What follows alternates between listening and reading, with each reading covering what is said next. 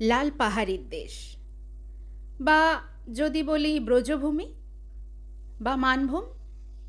আরে না না, লাল পলাশের দেশ। কি কিছু বুঝতে পারলেন? ছৌ নাচ, ঝুমুর গান, এবারেও বুঝতে পারলেন না? আরে বাবা, আমি পুরুলিয়ার কথা বলছি। শ্বাসরুদ্ধকর অপরূপ শান্ত সৌন্দর্য, পাহাড়, জঙ্গল, নদী, ঝর্ণা, ড্যামের মনোরম দৃশ্য, মন্দির, ঐতিহ্যশালী ভবন, সব কিছু নিয়ে সুন্দরী পুরুলিয়া। সবাইকে স্বাগত আমার ইউটিউব চ্যানেল বর্ণপরিচয়। একদিনে পুরুলিয়া ভ্রমণ সম্ভব নয়, 3 দিন হলে মোটামুটি সব জায়গাগুলো ঘোরা যায়। তবে আমরা 2 দিনের ভ্রমণে গিয়েছিলাম, যদিও সব কটা জায়গা ঘুরে দেখা সম্ভব হয়নি। প্রথমে বলি কিভাবে যাবেন। সম্পূর্ণভাবে আপনার উপর নির্ভর করছে। ট্রেন আছে, বাস আছে, বা নিজেদের গাড়ি নিয়েও আসতে পারেন। আমরা গাড়ি রিজার্ভ করে গিয়েছিলাম। 2টো রাস্তা আছে, হয় আসানসোল হয়ে পুরুলিয়া, না হলে বাঁকুড়া হয়ে পুরুলিয়া। একটু গুগল ম্যাপ দেখে নেবেন। এবার বলি কোথায় থাকবেন। পুরুলিয়ার প্রধান আকর্ষণ যেহেতু অযোধ্যা পাহাড়, তাই অযোধ্যা পাহাড়ে অসংখ্য হোটেল, হোমস্টে, রিসর্ট আছে। চাইলে সেখানে থাকতে পারেন। অযোধ্যা পাহাড়ের নিচের অংশ বাঘমুন্ডি অঞ্চল নামে পরিচিত। এখানেও অনেক হোটেল পেয়ে যাবেন, কিন্তু পিক টাইমে হোটেল পাওয়া খুবই মুশকিল, তাই আগের থেকে হোটেল বুক করে যাবেন। আমরা যেহেতু সরস্বতী পুজোর পরের দিন গিয়েছিলাম, তাই হোটেল পাওয়াটা খুব মুশকিল হয়ে গিয়েছিল। যাই হোক, অবশেষে ভাগ্যক্রমে বাঘমুন্ডিতে চড়িদা গ্রামের কাছে অন্নপূর্ণা হোটেলে রুম পেয়ে যাই। ডেসক্রিপশন বক্সে আমি নাম ও ফোন নম্বর দিয়ে দেব।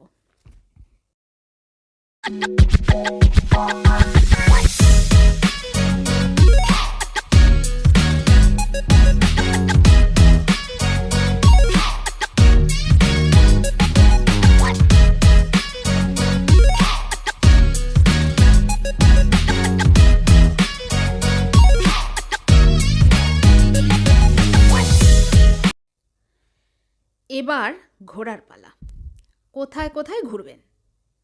পুরুলিয়ার ভ্রমণ স্থানগুলিকে 3টি সার্কিটে যদি ভাগ করি, তাহলে 1 নম্বর হলো গড় সার্কিট, যার মধ্যে পড়বে বিহারীনাথ মন্দির বরন্তী, পাঞ্চেত ড্যাম, গড় পঞ্চকোট মন্দির, জয়চণ্ডী পাহাড়। মাইথনও যোগ করে নিতে পারেন।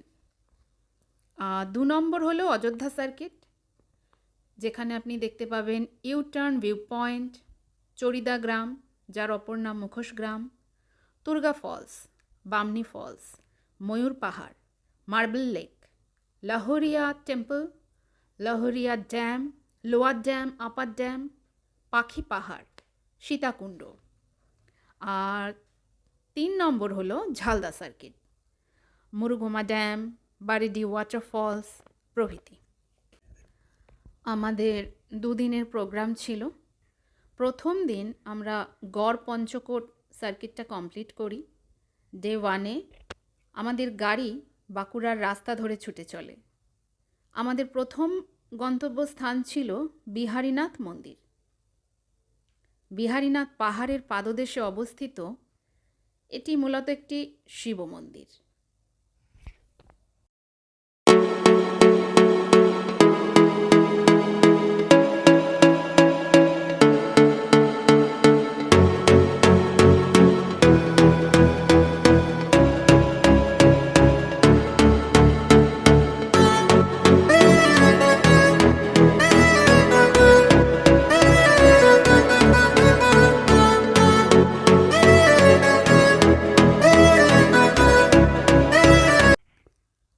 এর কাছেই আছে বরন্তী লেক, চারপাশে পাহাড় আর বন। বরন্তীর সূর্যাস্ত পর্যটক প্রেমীদের কাছে প্রধান আকর্ষণ।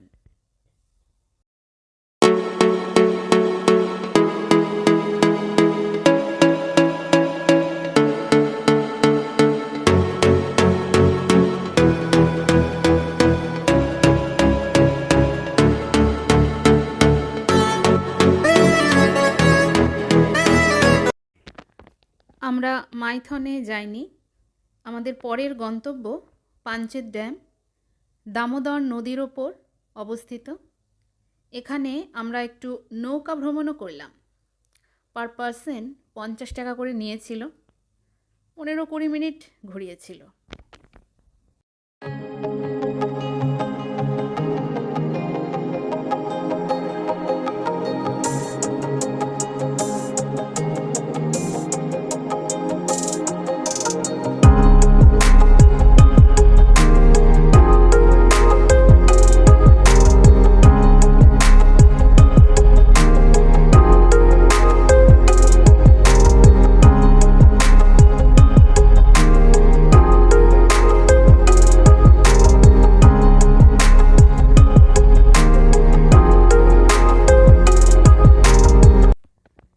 এরপর পৌঁছই গড়পঞ্চকোট, পাহাড়ের পাদদেশে অবস্থিত একটি ঐতিহাসিক ও পর্যটন কেন্দ্র।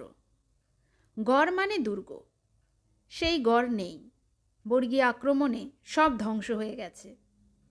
পঞ্চকোট রাজাদের ভাঙা প্রাসাদ ও পোড়ামাটির মন্দির সমূহের জন্য পরিচিত এই গড়পঞ্চকোট।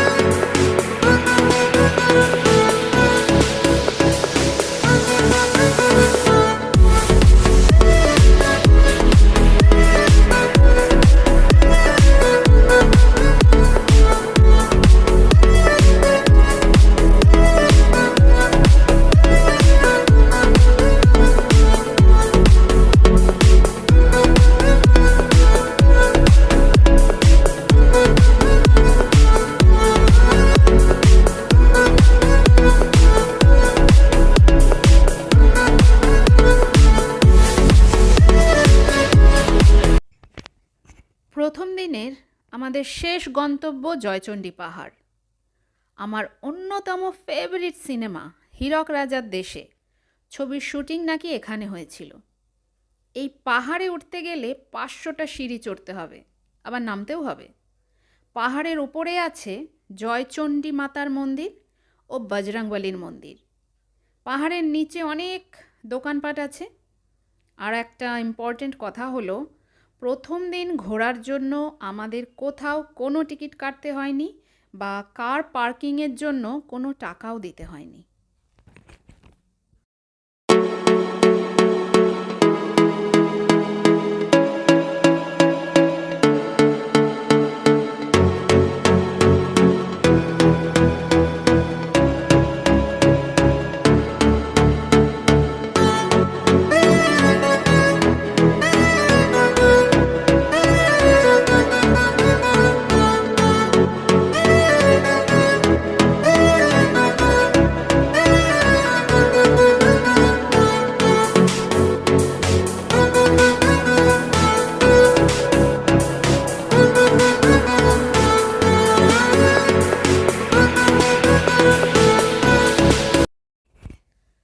এরপর আমরা বেরিয়ে পড়ি হোটেলের উদ্দেশ্যে, যা বাঘমুন্ডিতে বুক করা আছে।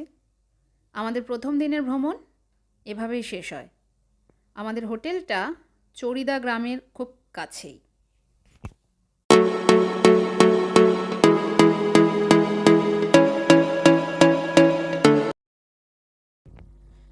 আজ আমাদের ভ্রমণের দ্বিতীয় দিন। সবকটা স্পট হয়তো ঘোরা হবে না, যতটা সম্ভব চেষ্টা করব ঘোরার। আমাদের হোটেলের খুব কাছেই যেহেতু চড়িদা গ্রাম, তাই আমরা সবার প্রথম চড়িদা গ্রামেই যাব। চড়িদা গ্রাম, যার অন্য নাম মুখোশ গ্রাম। এখন সকাল 7:30 বাজে, তাই সব দোকান এখনও খোলেনি। দু একটা খোলা পেলাম, সেখান থেকেই একটু কেনাকাটা সেরে নিলাম।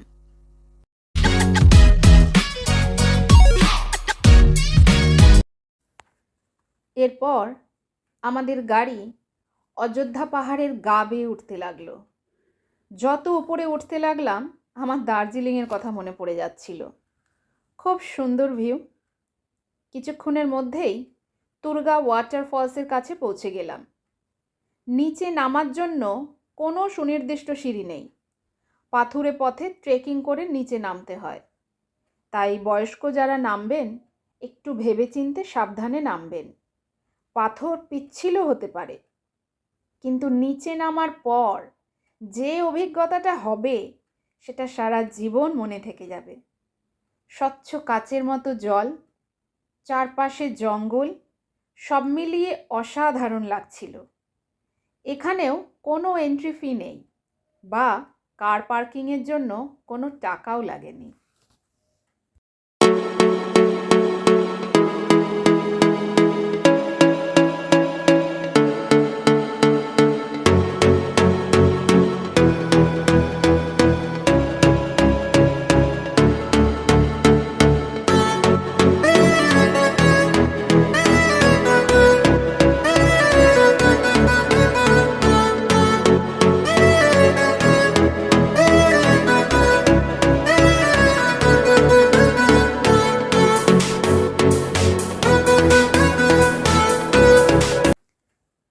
পরের গন্তব্য ছিল বামনি জলপ্রপাত। সকাল 8:30টায় খোলা হয় ও 4টের সময় গেট বন্ধ করে দেওয়া হয়। এন্ট্রি ফি না থাকলেও এখানে কার পার্কিংয়ের জন্য 30 টাকা লেগেছে। বামনি ঝর্ণা দেখতে হলে আপনাকে 500টি সিঁড়ি দিয়ে নিচে নামতে হবে, যার মধ্যে 350টি ঢালাই সিঁড়ি ও 150টি পাথরের সিঁড়ি আছে। সিঁড়ি ভাঙতে হবে বলে রনে ভঙ্গ দেবেন না, কারণ নিচে নামার পর আপনার মন ভালো হয়ে যাবে, যা আপনি কখনো ভুলবেন না। স্বচ্ছ ঠান্ডা জল, জলপ্রপাতের শব্দ, সবুজে ঘেরা চারিদিকে শান্ত স্নিগ্ধ পরিবেশ, যেন এক রূপকথার জগৎ।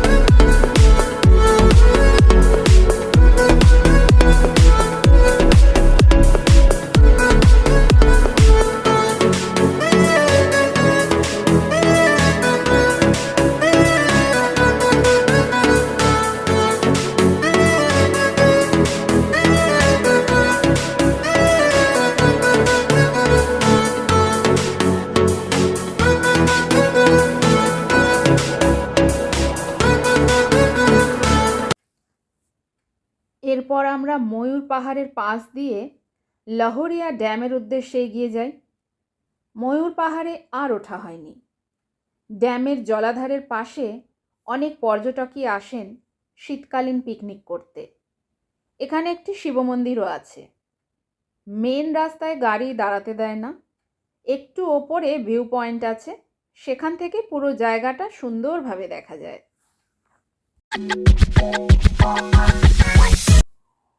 আমাদের নেক্সট ডেস্টিনেশন আপার ড্যাম। ড্যামের মাঝখানে সাধারণত গাড়ি দাঁড়াতে দেয় না, তবে একটু এগিয়ে গিয়ে গাড়ি দাঁড় করানোই যায়। যেখানেই দাঁড়ান না কেন, চারিদিকের ভিউ খুবই সুন্দর।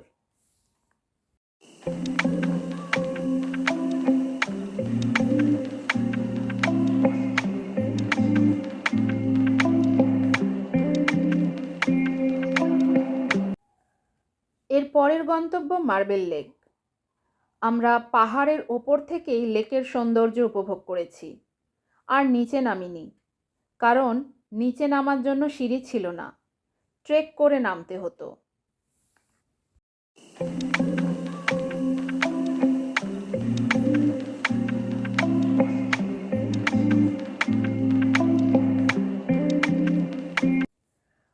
আমাদের আজকের দিনের শেষ গন্তব্য হলো মুরগুমা ড্যাম। সবুজ পাহাড়, গাছ গাছালি ঘেরা শান্ত পরিবেশ ভুলিয়ে দেবে শহুরে জীবনের ক্লান্তি। এছাড়াও পুরুলিয়াতে আরও অনেক দর্শনীয় স্থান আছে, কিন্তু আমাদের পুরুলিয়া ভ্রমণ এখানেই শেষ। এবার বাড়ি ফেরার পালা।